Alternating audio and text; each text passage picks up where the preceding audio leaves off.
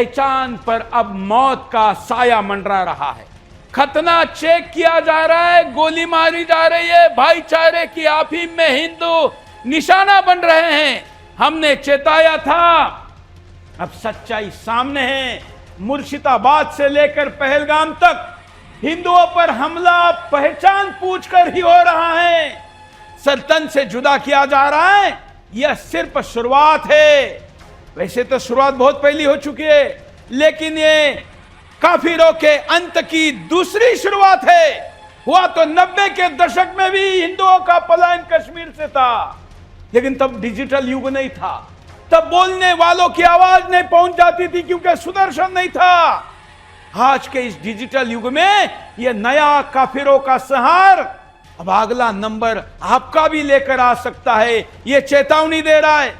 हर गद्दार पर sleeper cell अब सक्रिय हो चुका है। यह स्लीपर सेल गली मोहल्ले, सोसाइटी, गांव, शहरों, तबके, सब जगह पर है। अब वक्त आ गया इनका इस आर्थिक बहिष्कार का।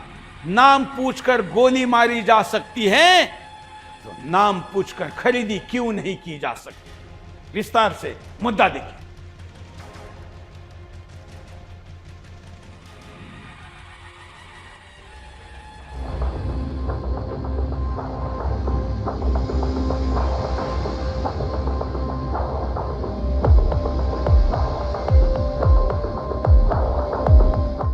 आपकी पहचान पर मौत का साया मंडरा रहा है।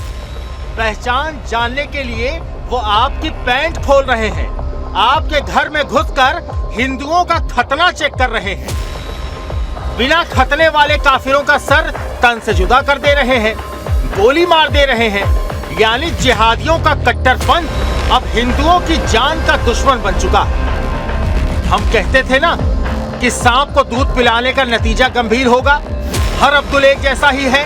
कहा था ना कि हिंदुओं जाग जाओ, वरना पड़ोस का अब्दुल तुम्हें खा जाएगा, क्योंकि उसके खून में उनकी कौम सनी हुई है। अपने मकसद की राह का हर कांटा वो निकाल फेंकेंगे।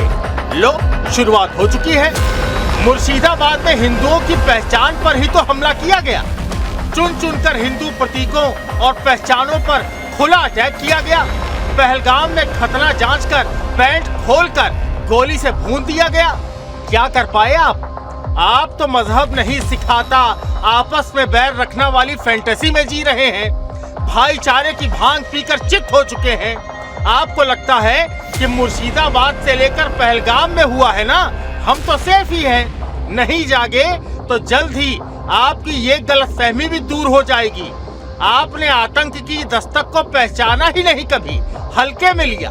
उसका नतीजा ये है कि आतंकी हमले हो रहे हैं, वरना पहचान पूछकर हमलों का इतिहास तो बड़ा पुराना रहा है। 47 में पहचान पर ही तो बंटवारा हुआ और पाकिस्तान पैदा हुआ। 1971 में बंगाल में हिंदुओं की पहचान देखकर ही तो नरसंहार किया गया था। 90 में कश्मीरी पंडितों को हिंदू जानकर ही तो भगा दिया गया। 84 में पग देखकर, पहचान देखकर ही तो सिखों का नरसंहार किया गया था। गोधरा में 59 कार सेवकों को हिंदू जानकर ही तो ट्रेन में स्वाहा कर दिया गया। हर बार सनातन को खुली चुनौती दी जिहादियों ने। गद्दार उधर भी हैं, इधर भी हैं। जगह जगह स्लीपर सेल एक्टिव हैं। ये वही हैं जो आतंकी हमलों को एग्जीक्यूट करने वाली टूल किट के तौर पर प्रयोग होती रही। ये नूह मेवात में भी हैं। मुंबई को मुल्तान बनाने वाले भी यही हैं। राजधानी दिल्ली को मिनी पाकिस्तान बनाने वाले भी यही हैं। यही दुकान जलाते हैं, यही मंदिर और हिंदुओं की गर्दन उड़ाते हैं। अब वक्त आ गया है, आप भी नाम पूछिए। इन गद्दारी की दीमकों का यही इलाज है। इनका बहिष्कार ही इनके इकोसिस्टम का ऑक्सीजन बंद करेगा। उन्होंने नाम पूछकर गोली मारी थी ना, अब आप नाम पूछकर बाइकआउट कर दीजिए। मजहब नहीं सिखाता, आपस में बैर रखना वाली फर्जी फिलॉसफी बंद करिए। आतंक की कमर तोड़िए। देश के गद्दारों से व्यापार से लेकर व्यवहार तक छोड़िए। Bureau report, Sudarshan news.